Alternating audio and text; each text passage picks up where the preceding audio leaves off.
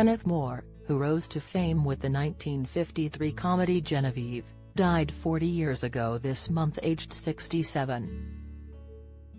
In remembrance of his life, Moore's hit 1956 BAFTA award-winning film Reach for the Sky is being aired today on BBC Two at 2 p.m. Moore saw success on the screen and stage, but much like the movies, his private life was riddled with drama. Despite writing in his autobiography that faithfulness in marriage wears thin, the actor believed monogamy was fundamental to a successful marriage. The fondly remembered actor was married 3 times, first to actress Mary Johnston, which ended in divorce. Moore then left his second wife Mabel Barkby in 1968, whom he married in 1952, after embarking on an affair with another Carry-On actress, Angela Douglas, who was more than 26 years his junior, marrying Ms. Douglas that same year. The pair met 6 years before he left his wife on the set of the film Some People in 1962.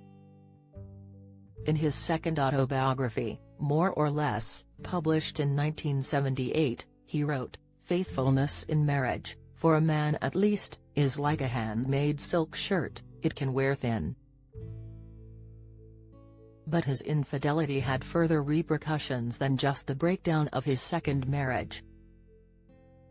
The 39 Steps star was ostracized by some of his closest friends because of it.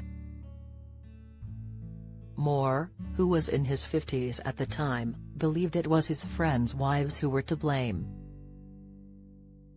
He thought his friends' partners believed their husbands would be badly influenced by his decisions and contemplate leaving them for younger women too, so, he said, his friends were forced to abandon their friendship with him. In an Afternoon Plus interview with Mavis Nicholson in 1978, Moore said, "I was rather ostracized when I left my wife for Angela. The last 20 years of my life have been rather dramatic and I learned how to absorb those moments. I wasn't so much hurt really, I was amazed. Old friends that I'd been literally so close to, it wasn't true just cutting me in the street. Well, I worked it out in the end. In hindsight, it's always easier, isn't it? I think it was the wives who were responsible because they were all middle-aged, all my friends, as I was, and the wives were worried their husbands would do what I did, run off with a younger woman. So I blamed them." In the same interview, Ms. Nicholson questioned him on his stance on faithfulness in marriage detailed in his autobiography.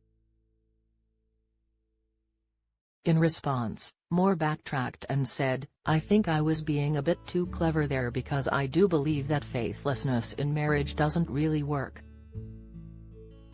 I was just a bit carried away, I suppose, a bold thing to say. Oh, I'm a terrible flirt, always have been all my life.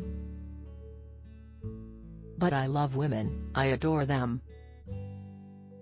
But marriage must really rely on faithfulness." By this time, Moore had been married to Ms. Douglas for 10 years, and although they separated for some time, they reunited after he was diagnosed with Parkinson's disease. Moore, remembered for his cheerful portrayals on screen, passed away just 4 years later on July 12, 1982.